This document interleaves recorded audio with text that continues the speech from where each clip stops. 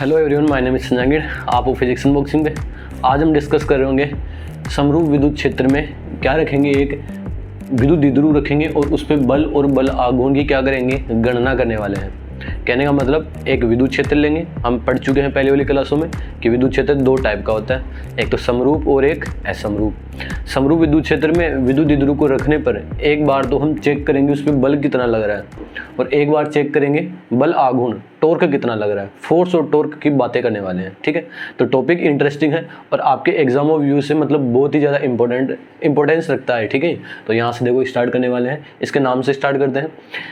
समरूप विद्युत क्षेत्र, तो आपको एक क्या लेना पड़ेगा, यूनिफॉर्म इलेक्ट्रिक फील्ड, मतलब समरूप विद्युत क्षेत्र लेना पड़ेगा। और मैंने बताया था आपको कि जो समरूप विद्युत क्षेत्र है वो ड्रॉ कैसे किया जाता है। आप जानते हो कि समरूप विद्युत क्षेत्र को ड्रॉ करने के लिए हमको बिल्कुल समांतर लाइनों की आवश्यकता पड़ती है। एक तो समांतर लाइनें बोलते हैं इनको, और साथ में एक वर्ड और जोड़ देते हैं, समदूरस्थ। कौन सी लाइन है, समदूरस्थ और समांतर। तो मतलब समदूरस्थ का मतलब ये है यहाँ पे कि इन लाइनों के बीच का जो गैप है, यहाँ वाला ये जो गैप है वो समदूरस्थ मतलब समान दूरी पे है, और समांतर का मतलब ये कभी एक दूसरे को इंटरसेक्ट नहीं करेगी, ठीक है। तो यहाँ पे 3-4 लाइन ड्रॉ कर दो एक बार तो समरूप विद्युत क्षेत्र बनाने के लिए। तो ये मैंने बना दिया, यहाँ पे समरूप विद्युत क्षेत्र बना दिया। इस समरूप विद्युत क्षेत्र को किससे डिनोट करते हैं, ई वेक्टर से, ठीक है। अब इस समरूप विद्युत क्षेत्र में क्या रखने वाले हैं, विद्युत द्विध्रुव, इलेक्ट्रिक डाइपोल। और आप जानते हो कि इलेक्ट्रिक डाइपोल होता है, उसकी क्या खासियत होती है, उसकी खासियत ये होती है, एक आवेश माइनस क्यू होता है और यहाँ पे दूसरा आवेश क्या होता है, प्लस क्यू। मतलब आवेशों का एक समूह होता है यहाँ पे, ठीक है, दो आवेशों का समूह। एक अगर माइनस क्यू है तो दूसरा कौन सा होगा, प्लस क्यू। और दोनों के बीच की डिस्टेंस कितनी लेके चलते हैं, 2a। ये जो डिस्टेंस है वो बिल्कुल ही क्या होती है, माइनर होती है, कम होती है। यहाँ तक क्लियर है। अब इस विद्युत द्विध्रुव को यहाँ पे रखने वाले हैं। और एक चीज़ और बताना कि यहाँ पे जो विद्युत द्विध्रुव आघूर्ण का फॉर्मूला होता है वो क्या आता है, Q × 2a आता है। और इस P की जो डायरेक्शन है, इस P वेक्टर की जो डायरेक्शन है माइनस से प्लस की ओर होती है। तो यहाँ तक बातें हम कर चुके हैं। यानी कि -2 कैसे होती है, पॉजिटिव इस डायरेक्शन में। यानी कि ये जो डायरेक्शन बना रहा हूँ मैं, ये जो डायरेक्शन है वो किसकी है, P वेक्टर की है। यहाँ तक कोई दिक्कत नहीं है। अब देखो इस विद्युत द्विध्रुव को मैं यहाँ बना रहा हूँ इस समरूप विद्युत क्षेत्र में अकॉर्डिंग टू टॉपिक।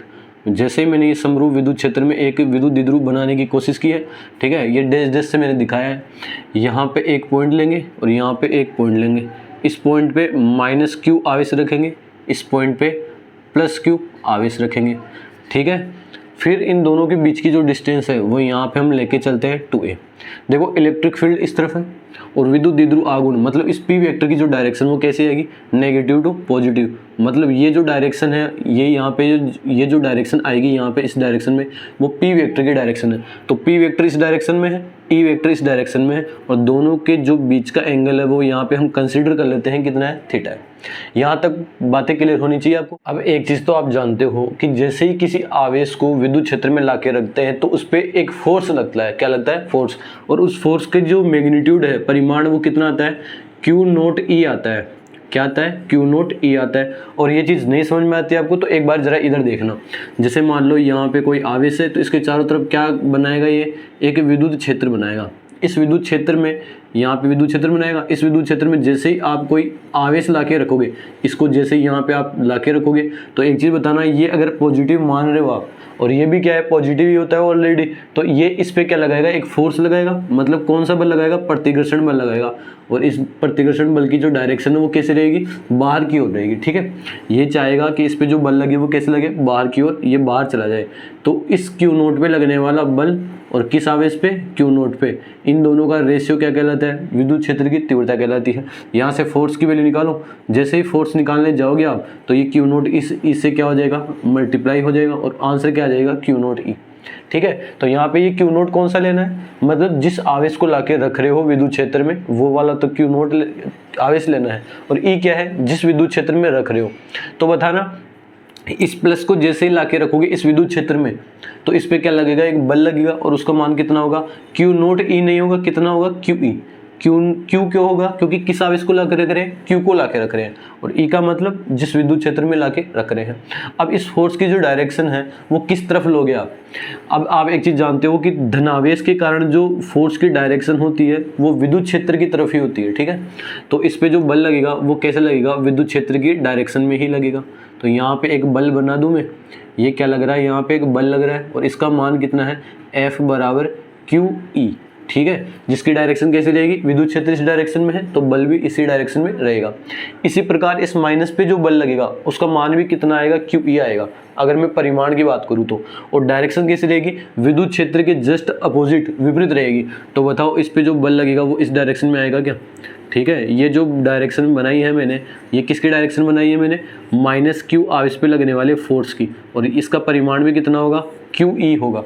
तो एक चीज हम देख चुके हैं कि इस विद्युत द्विध्रुव पे दो बल लग रहे हैं, एक तो QE विद्युत क्षेत्र की डायरेक्शन में, एक -QE विद्युत क्षेत्र के विपरीत डायरेक्शन में। तो मैं आपको बता दूं, इसको बना के दिखा दूं आपको एक बार, अगर मैं बनाना चाहूँ तो। ये विद्युत क्षेत्र है, ये विद्युत द्विध्रुव है, सॉरी, इस विद्युत द्विध्रुव पे एक बल इस तरफ लग रहा है, एक बल इस तरफ लग रहा है।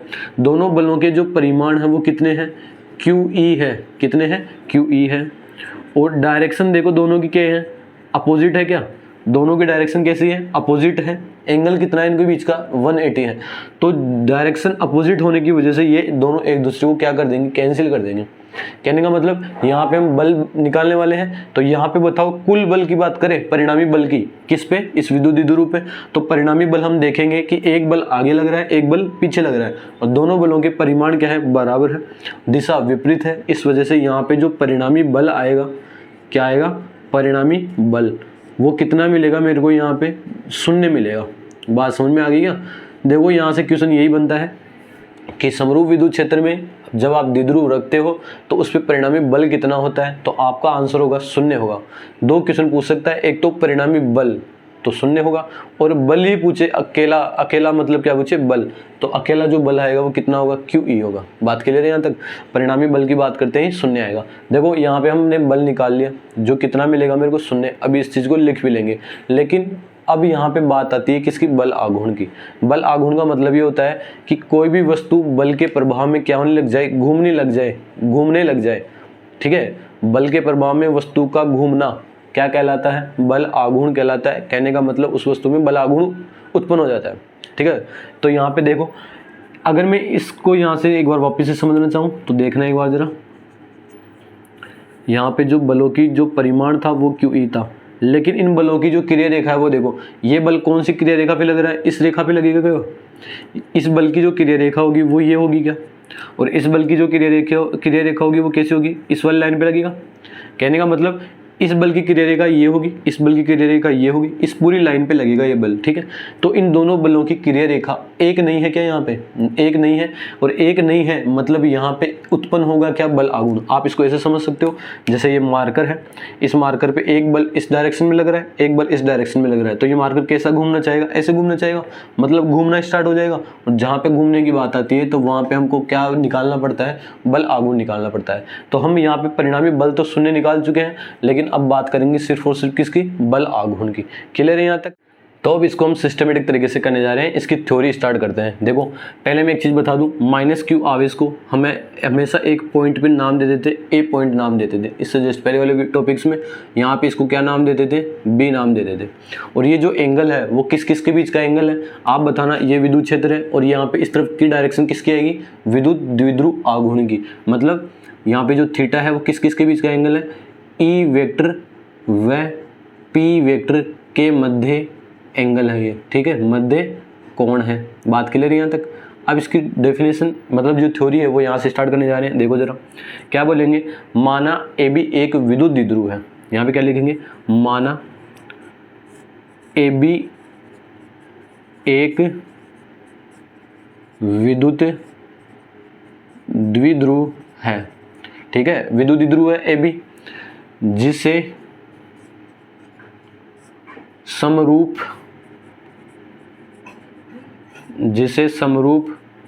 विद्युत क्षेत्र में, जिसे समरूप विद्युत क्षेत्र ब्रैकेट में लिख दो, विद्युत क्षेत्र कौन सा है, E वेक्टर, जिसे समरूप विद्युत क्षेत्र E वेक्टर में थीटा कोण पर थीटा कोण पर रखा गया है। किस कोण पे रखा गया है? थीटा कोण पर रखा गया है। देखो मैंने क्या लिखा है, ए बी एक विद्युत द्विध्रुव है जिसे समरूप विद्युत क्षेत्र में, ये जो विद्युत क्षेत्र है वो कौन सा है? समरूप। किस कोण पे रखा गया है? थीटा कोण पे रखा गया है। तब द्विध्रुव पर बल एवं बलाघूर्ण की गणना करनी है। मतलब इस विद्युत द्विध्रुव पर किस किस की गणना करेंगे हम? एक तो फोर्स देखेंगे और एक टॉर्क देखेंगे, मतलब बल और बल आघूर्ण देखने वाले हैं। ठीक है, तो यहाँ पे क्या बोलेंगे फिर? यहाँ पे जब द्विध्रुव को विद्युत क्षेत्र में रखा जाता है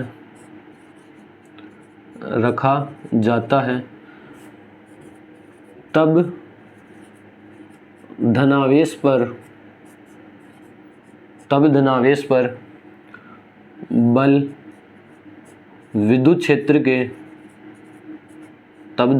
पर बल विद्युत क्षेत्र के देखो, जब जैसे विद्युत क्षेत्र में रखेंगे तो धनावेश पे बल विद्युत क्षेत्र की डायरेक्शन में लगेगा, तो यही चीज लिखने वाले हैं। मैं यहाँ पे लिख देता हूँ, तब धनावेश पर बल, यहाँ पे लिख रहे हैं इसको ना, धनावेश पर बल विद्युत क्षेत्र के समान दिशा में, विद्युत क्षेत्र की दिशा में लिख लेना है इसको, विद्युत क्षेत्र की दिशा में वह ऋणावेश पर बल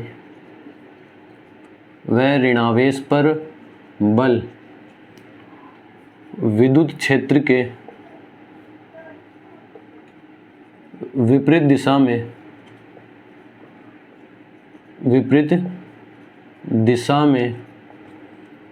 लगता है। ऋणावेश पे बल विद्युत क्षेत्र की विपरीत दिशा में, धनावेश पर बल विद्युत क्षेत्र की दिशा में लगता है। तब दोनों बलों के परिमाण समान, परिमाण कितना मिलता है यहाँ पे? QE मिलता है। परिमाण तो कैसा है? समान है।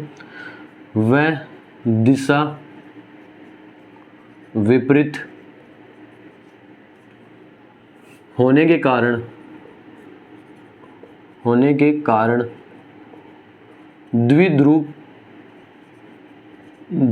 पर कुल बल यानी कि परिणामी बल कितना मिलता है? 0 मिलता है या प्राप्त होता है।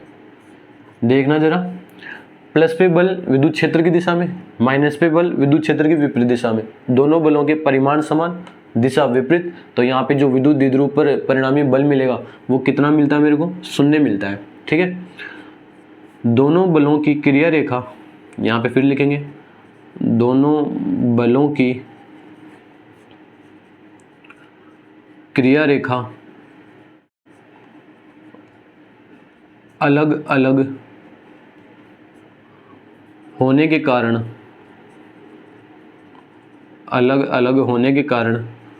यह बलाघूर्ण का निर्माण करते हैं। किसका निर्माण करते हैं? बल आघूर्ण का निर्माण करते हैं। तो यहाँ पे बल तो कितना मिलता है? 0 परिणामी बल, और हम बात करेंगे सिर्फ और सिर्फ किसकी? बल आघूर्ण की। एक बार आप इसे उतार लो, ये जो थ्योरी है वो आपको एग्जाम में लिख के आनी है। ठीक है, ये इंपॉर्टेंट है, उतार लो इसको। अब हम यहाँ पे सिर्फ और सिर्फ बल आघूर्ण निकालने वाले हैं। ठीक है, तो बल आघूर्ण का जो फॉर्मूला है 11th क्लास में आप पढ़ चुके हैं, बताना जरा क्या होता है। बल आघूर्ण बराबर होता है बल इंटू बलों के बीच की लंबवत दूरी, बलों के बीच की लंबवत दूरी।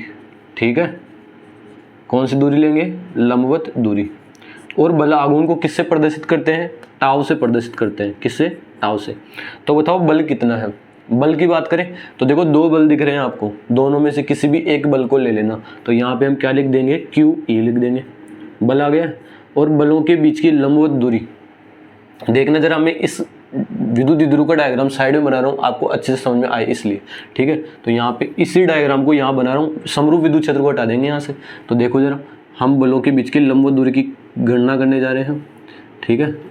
यहाँ पे एक आवेश रखा हुआ है -q, यहाँ पे एक आवेश रखा हुआ है +q, दोनों के बीच की जो दूरी है वो कितनी है 2a, और यहाँ पे जो एंगल बन रहा है वो कितना है, कोण थीटा है। बात क्लियर है। इसको पॉइंट को नाम दिया मैंने a, इस पॉइंट को नाम दिया मैंने b। यहाँ पे जो बल लग रहा है उसकी डायरेक्शन ये रही, इस प्रकार है, ठीक है। और एक यहाँ पे बल लग रहा है, इसकी डायरेक्शन इस प्रकार है। ये मैं बलों की क्या बता रहा हूँ, डायरेक्शन बता रहा हूँ। यहाँ पे जो बल लग रहा है वो कितना है, F बराबर QE है, और यहाँ पे जो बल लग रहा है वो भी कितना है, यहाँ पे बना देते हैं इसको E वेक्टर को। यहाँ पे जो बल लग रहा है वो भी कितना है, F बराबर QE है। बात क्लियर है यहाँ तक।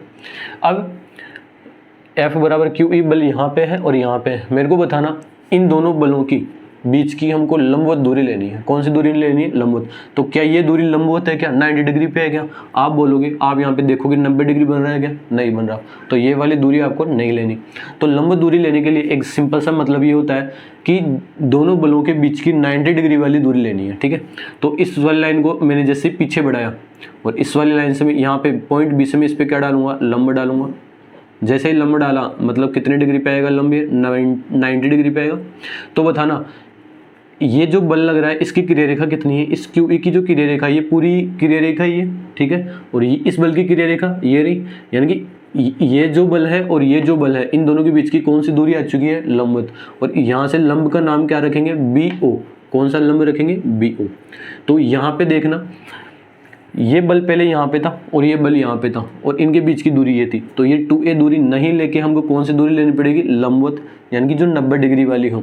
और 90 डिग्री बनाने के लिए या तो इसकी क्रिया रेखा आगे बढ़ा देना या फिर इसकी क्रिया रेखा को आगे बढ़ा के क्या डाल देंगे, लंब डाल देंगे, ठीक है। तो यहाँ पे जो लंबवत दूरी आएगी वो कितनी आएगी, BO। तो यहाँ पे हम क्या लिख देंगे, लंबवत दूरी कितनी है, BO। तो ये क्या आ चुका है, टाउ आएगा। अब पहली चीज़ तो आपको इस BO की वैल्यू फाइंड करनी है। तो मैं BO की वैल्यू इसी डायग्राम से निकाल लेंगे। देखो BO मेरे को बताना 90 डिग्री के सामने क्या होता है, कर्ण होता है, थीटा के सामने लंब होता है और बच गया वो आधार होता है। क्या होता है, आधार। तो आपको कर्ण तो दे रखा है, कर्ण दे रखा है 2a, लंब आपको निकालना है। मतलब लंब और कर्ण में क्या रिलेशन होता है, लाल बटे कक्का से बताना, लाल बटे कक्का से क्या रिलेशन होता है। देखो लंब और कर्ण में साइन थीटा होता है क्या। तो यहाँ से हम क्या लिखेंगे, त्रिभुज AOB से, कौन सा त्रिभुज है ये, AOB, ये भी कौन सा है, समकोण त्रिभुज है। तो यहाँ से क्या निकालेंगे, साइन थीटा। बताओ साइन थीटा किसके बराबर होता है, लंब, लंब मतलब BO। तो यहाँ पे लिख देंगे BO बटे कर्ण, कर्ण कितना है 2a, तो यहाँ पे लिख देंगे 2a। यहाँ से BO की जो वैल्यू है वो निकालो, BO कितना है, ये डिवाइड में इधर आगे क्या हो जाएगा, मल्टीप्लाई में, तो 2a साइन थीटा। बात क्लियर है क्या। मतलब दूरी BO की जगह आप क्या रख सकते हो, 2a साइन थीटा। तो मैं इस BO की जगह क्या रख दूंगा, 2a साइन थीटा। तो बराबर कितना आएगा, QE, और इस BO की जगह कितना है, 2a साइन थीटा। तो यहाँ पे रख देंगे 2a साइन थीटा। बात क्लियर है क्या। यहाँ तक ये क्या आ चुका है, हमारा आंसर आ चुका है। अभी आंसर नहीं है, इसको आगे वो सोल्व करेंगे। तो एक बार मैं इसको मिटा देता हूँ फिर सोल्व करेंगे। तो बताना टाउ की जो वैल्यू वो कितनी आई है, टाउ बराबर, देखो मेरे को एक यहाँ पे एक चीज़ और बताना, जो विद्युत द्विध्रुव आघूर्ण होता है वो क्या होता है, Q इंटू 2a होता है। यानी कि Q और 2a की जगह आप क्या रख सकते हो, P रख सकते हो, Q इंटू 2a की जगह। तो बताओ Q इंटू 2a कहाँ पे दिख रहा है आप इस फॉर्मूले में, Q ये रहा, अंडरलाइन कर दिया मैंने, 2 ये रहा और a ये रहा। इन तीनों को यहाँ से हटा देंगे, इन तीनों की जगह क्या रख देंगे, P रख देंगे। तो बताओ टाउ का जो फॉर्मूला आएगा वो क्या आएगा, यहाँ से PE साइन थीटा। एक फॉर्मूला आ चुका है टाउ का, PE साइन थीटा, ठीक है। ये बल आघूर्ण उत्पन्न होगा कहाँ पे, विद्युत द्विध्रुव आघूर्ण पे, ठीक है। अब मेरे को एक चीज बताना, ये जो सामान्य रूप है ये कौन सा रूप है, सामान्य। अगर आपको कोई सदिश रूप पूछ ले, विद्युत जो टाव है उसका कौन सा रूप पूछ ले, सदिश रूप, तो सदिश रूप निकालने के लिए देखो पहले मेरे को बताओ ये जो टाव है वो सदिश है या अदिश है। आप देखते ही बोल दोगे यहाँ पे साइन लिखा हुआ है, मतलब जो गुणनफल हो रहा है इनके बीच में वो कौन सा है, सदिश गुणनफल है। और सदिश गुणनफल में जो राशि प्राप्त होती है वो कौन सी होती है, सदिश। तो टाव भी कौन सी राशि है, सदिश। तो टाव पे क्या लगाएंगे, वेक्टर लगाएंगे। विद्युत द्विध्रुव आघूर्ण आप पहले से जानते हो क्या होती है, सदिश होती है। और ई वेक्टर भी क्या होती है, सदिश होती है।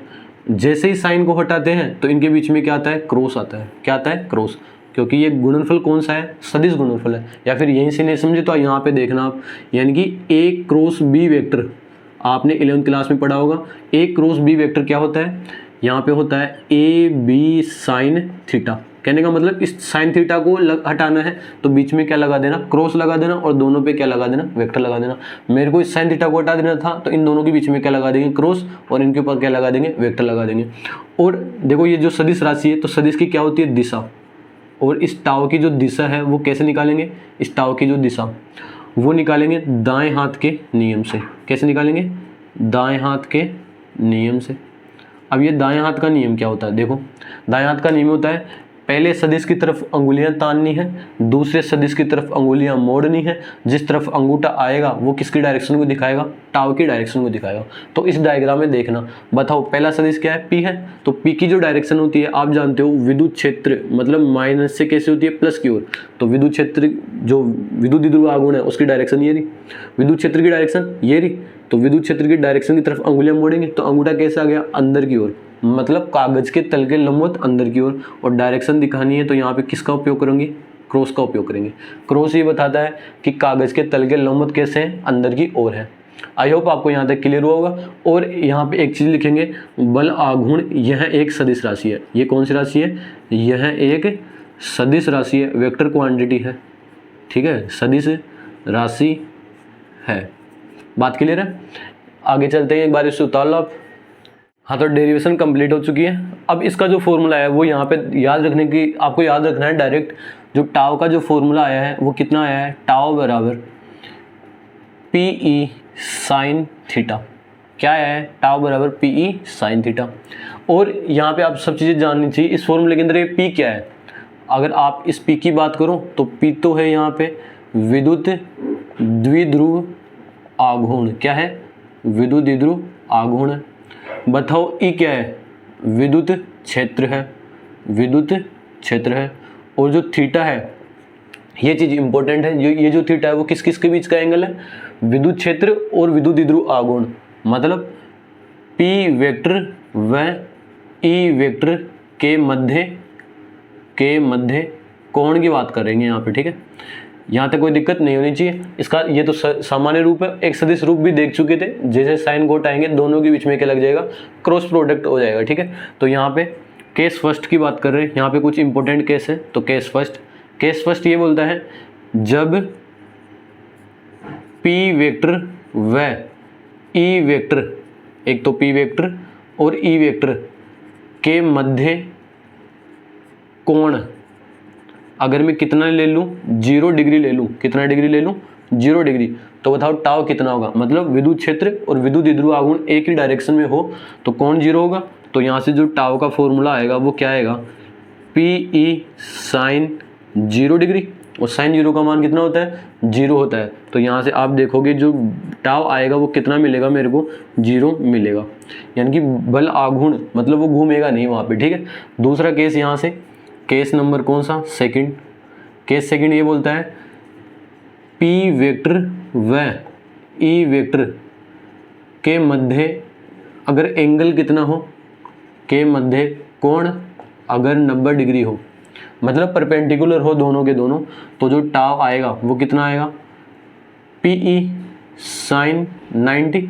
और साइन 90 का मान कितना होता है, 1 होता है। तो टाव बराबर कितना आ जाएगा, यहाँ पे 1 रख देंगे तो टाव बराबर क्या आ जाएगा, पी ई। तो यहाँ पे जो टॉर्क लगता है वो मैक्सिमम लगता है। एक बार क्वेश्चन पूछा गया था कि जब समरूप विद्युत क्षेत्र में विद्युत द्विध्रुव आघूर्ण रखते हैं तो सर्वाधिक बल आघूर्ण कहाँ पे लगता है, तो कितने डिग्री पे लगता है, 90 डिग्री पे लगता है।